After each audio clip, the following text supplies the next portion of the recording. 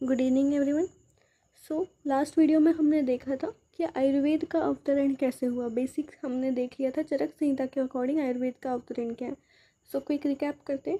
आयुर्वेद अवतरण according to चरक संहिता हमने देखा था कि ब्रह्मा जी से दक्ष प्रजापति को, दक्ष प्रजापति से इंद्रदेव को, दक्ष प्रजापति से अश्विनी कुमार को, अश्विनी कुमार से इंद्रदेव को, इंद्रदेव से भरद्वाज ऋषि को, भरद्वाज ऋषि से पुनर्वसु आत्रेय को, और पुनर्वसु आत्रेय से उनके 6 शिष्य दैट इज़ अग्निवेश, भेल, जतुकर्ण, पराशर और शार्पाणी। आज हमने बेसिक एकदम हम कह सकते हैं जो इम्पोर्टेंट हमें पता होना चाहिए संहिता पढ़ने से पहले कि आयुर्वेद आखिर आया कैसे है, पास ऑन कैसे कैसे हुआ और हम तक कैसे आया है, एक तरीके से हम उसका ओवरव्यू ले लेते हैं। तो उसमें हमने आयुर्वेद अवतरण देख लिया। आज से हम चरक संहिता, इनफैक्ट नॉट ओनली चरक संहिता, हम दोनों ही संहिता, चरक संहिता और वाग्भट संहिता, इनके एक एक करके श्लोक लेंगे। मतलब मेरा एम यही है कि मैं हर एक श्लोक, जो भी इम्पोर्टेंट श्लोक्स हैं फर्स्ट प्रूफ के लिए, BAMS फर्स्ट प्रूफ के लिए, वो सारे के सारे श्लोक्स को एक्सप्लेन करूँ जितना सिंप्लीफाई मैनर में मैं कर सकती हूँ। सो संहिता से शुरू कर रहे हैं क्योंकि संहिता मोस्ट इम्पॉर्टेंट सब्जेक्ट माना जाता है। उसके बाद हम रचना शारीर, जो भी BAMS फर्स्ट प्रूफ के सब्जेक्ट्स हैं उनमें जो इम्पोर्टेंट श्लोक्स हैं, उन हर इम्पोर्टेंट श्लोक के जो एग्ज़ाम पॉइंट ऑफ व्यू से या फिर प्रैक्टिस में भी बहुत ज़्यादा जो इम्पोर्टेंट है, जिनके मीनिंग्स हैं वो काम आएगा फर्दर, उसके उन श्लोक्स के मैं मीनिंग बताऊँगी। सो स्टार्ट हम कर रहे हैं वाग्भट संहिता से, दैट इज़ अष्टांग हृदय, जो कि BAMS फर्स्ट प्रूफ के सिलेबस में है। लेकिन उसके बाद एक एक करके जब एक एक सब्जेक्ट कंप्लीट होता जाएगा तो हम आगे बढ़ते जाएंगे। जैसे पहले संहिता, उसके बाद फिर रचना शारीर, फिर क्रिया शारीर, जिन जिनमें श्लोक है वो सब लेंगे हम। और संस्कृत तो इन सब का मूल है। संस्कृत में आयुर्वेद से रिलेटेड श्लोक ऐसे अगर है भी तो वो ऑफकोर्स इन आयुर्वेद के सब्जेक्ट्स में से ही उठाए गए हैं, तो वो ओवरऑल इधर कवर हो जाएगा। सो 3 मेन सब्जेक्ट्स जिनके श्लोक हमें मोस्ट इम्पॉर्टेंट है आयुर्वेद में, दैट इज़ संहिता, मतलब दोनों भी अष्टांग हृदय एज वेल एज चरक संहिता, उसके बाद रचना शरीर और क्रिया शरीर, इनके श्लोक्स में बताने वाली हूँ। So let's start. अष्टांग हृदय दैट इज़ वाग्भट संहिता का पहला अध्याय, आयुष्कामी अध्याय का सबसे प्रथम श्लोक, दैट इज़ जिसको मंगलाचरण कहते हैं, वो श्लोक देखते हैं पहले। सबसे पहले श्लोक कुछ इस प्रकार है, स्क्रीन पे दिख रहा है आपको। रागादि रोगान सततानुशक्तान शेषकाय प्रसूतान शेषान औत्सुक्य मोह अरति दाद्र जगान यो अपूर्व विद्याय नमोस्तु तस्मै। सो this is a shloka, important shloka, viva point of view as well as theory point of view, दोनों से इम्पॉर्टेंट है। थ्योरी में शायद इससे क्वेश्चन ना भी पूछा जाए, लेकिन वाइवा में संस्कृत के वाइवा में भी इम्पॉर्टेंट है। संधि विच्छेद और बाकी सब चीज़ें, समास वगैरह इससे पूछे जाते हैं। एज वेल एज इस श्लोक का आपको मीनिंग पता होना चाहिए वाइवा पॉइंट ऑफ व्यू से, इट इज़ वेरी इंपॉर्टेंट। सो इस श्लोक का मीनिंग क्या है, सबसे इम्पोर्टेंट चीज़ है। जो हम श्लोक याद करते हैं उसका हमें हिंदी या मराठी, जिस भी लैंग्वेज में आप आंसर करते हैं, उसमें आपको उसका मीनिंग पता होना चाहिए। श्लोक याद करना इज़ नॉट जस्ट इम्पॉर्टेंट, आपको उसका अर्थ पता होना चाहिए। सो जो श्लोक है, रागादि रोगान सतत अनुशक्तान शेषकाय प्रसूतान शेषान औत्सुक्य मोहरति दाद्र जगान यो अपूर्व विद्याय नमोस्तु तस्मै। इसका मीनिंग बताने से पहले एक और बात, अभी आप फर्स्ट प्रूफ में जस्ट एंटर कर रहे हैं अगर, तो इट इज़ वेरी इंपॉर्टेंट कि आप श्लोक को पढ़ने का सही तरीका समझें। श्लोक को पढ़ने का सही तरीका ये है क्योंकि ये श्लोक में जो वर्ड्स हैं, सारे संस्कृत वर्ड्स जो हैं वो एकदम फ्लुएंटली आप नहीं पढ़ सकते। हमारी संस्कृत बैकग्राउंड नहीं रहता है मोस्ट ऑफ द स्टूडेंट्स का। सो द थिंग इज़, आपको वर्ड्स को तोड़ तोड़ के पढ़ना है। मतलब कि जैसे राग आदि रोगान है, आपको ऐसे, वैसे तो सिंपल है, राग आदि रोगान आप ऐसे बोल सकते हो, लेकिन अगर नहीं बोलना है तो आप ऐसे बोलोगी राग आदि रोगान। जैसे ये बहुत ही बड़ा वर्ड है, सतत अनुशक्तान शेषकाय प्रसूतान शेषान, तो इसको बोलने से पहले आपको इसका संधि पता होना चाहिए, वो आपको संस्कृत में सिखाया जाता है। तो कैसे बोलेंगे, सतत अनुशक्तान शेषकाय प्रसूतान शेषान, ऐसे तोड़ के बोलूँगी। So this is the correct way to read the shloka. मैं हर श्लोक का मीनिंग बताते समय आपको श्लोक को कैसे तोड़ के बोल सकते हैं आप वो भी बता दूंगी। सो द थिंग इज़, हमने यहाँ पे श्लोक पढ़ लिया है। श्लोक याद करने का एक ही फंडा है कि आप एक ही श्लोक को, एक ही वर्ड को 10 बार रिपीट करो, जब तक आपको वो वर्ड याद नहीं हो जाता, बिकॉज इट्स अ संस्कृत, हम फैमिलियर नहीं है संस्कृत से उतना ज़्यादा। लेकिन होना होगा ना। सो उसके लिए आपको 10 बार पढ़ना होगा। रिकॉर्ड करो मोबाइल में, 10 बार सुनो, लेकिन you can do it, it's not that tough. उसके बाद इसका मीनिंग देखते हैं। राग आदि रोगान, इसका अर्थ क्या है इस शब्द का, राग आदि रोगान। तो राग आदि मतलब राग तो है ही, उसके अलावा आदि मतलब उसमें और कौन कौन सी चीज़ों को इंक्लूड किया है उन्होंने वो बताया, कि इसलिए उन्होंने आदि वर्ड यूज़ किया है। राग तो है ही, उसके अलावा आदि में कौन कौन आता है, द्वेष, क्रोध, लोभ, मोह, मत्सर, ईर्ष्या आदि, ये सभी जो मानसिक रोग है। श्लोक का मतलब क्या है मैं वो बता रही हूँ।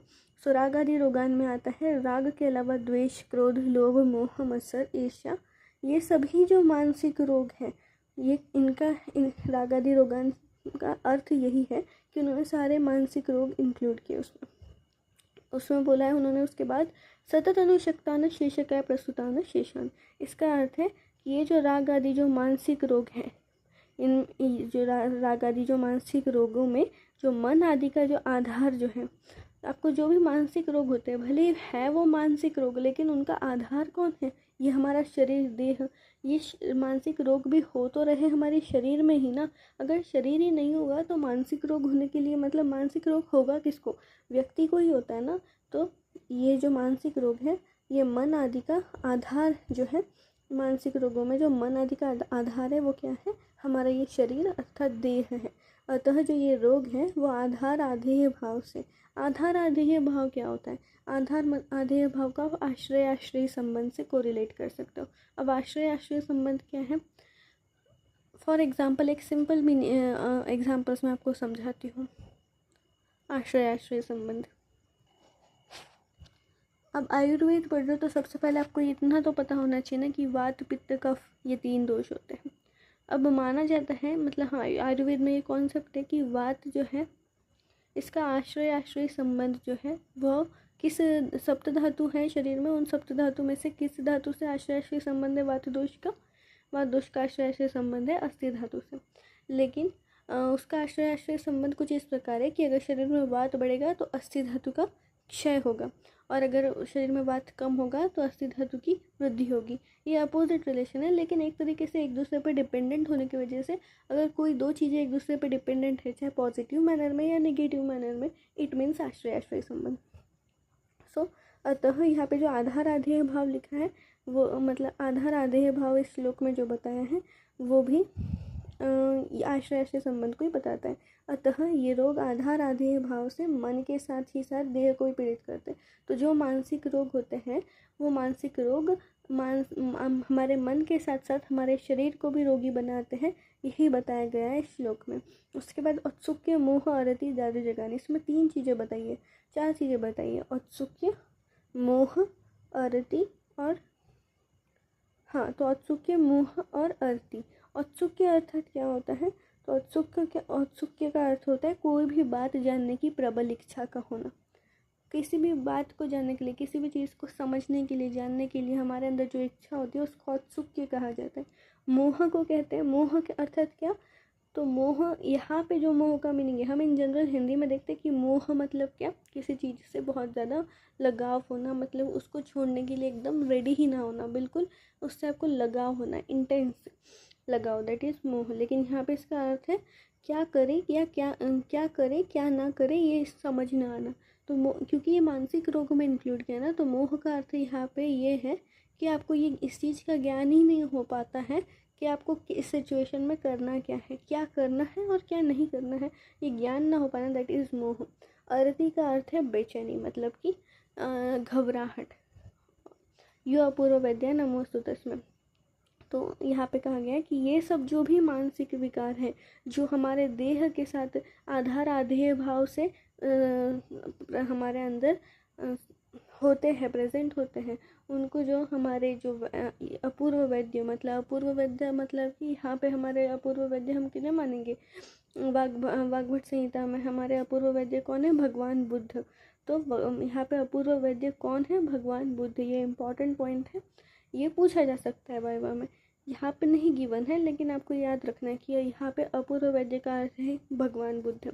तो भगवान बुद्ध द्वारा ये सारे जो हमारे मानसिक रोग हैं, और मानसिक रोग जो मन के साथ साथ शरीर को भी परेशान करते हैं, क्योंकि ऑफ कोर्स ये मानसिक रोग रहते तो हमारे शरीर में ही है ना, तो दोनों को जो त्रासित करने का काम करते हैं, ये भगवान बुद्ध द्वारा जो इन सभी रोगों को दूर करने की जो क्षमता वे रखते हैं, उन अपूर्व वैद्य अर्थात भगवान बुद्ध को हमारा नमन है। तो हमारे आयुर्वेद में कहा गया है कि किसी भी चीज़ को शुरू करने से पहले वो चीज़ जिनके द्वारा संभव हो पाई है उनको प्रणाम करना। तो ये जो अष्टांग हृदय है, इसमें जब जो भी आयुर्वेद उक्त जो भी चीज़ें कथित हैं, वो सब किनके कारण संभव हो पाई है? उन अपूर्व वैद्यों के कारण। उन्होंने हमें ये ज्ञान एकत्रित करके दिया, तभी हम उस ज्ञान को अर्जित कर पा रहे हैं। सो सबसे पहले इम्पोर्टेंट ये हो जाता है कि हम उन्हें नमन करें। सो वो इन चीज़ों को उन्होंने हमारे लिए सुलझाया। सभी मानसिक और शारीरिक रोगों को दूर करने के लिए हमें इतने ग्रंथों का सहारा मिला, उनके द्वारा मिला, इसलिए उनको नमन किया गया इस मंगलाचरण श्लोक के द्वारा। सो श्लोक सिंपल है, आपको इसे याद करना है। That's all for today. धन्यवाद।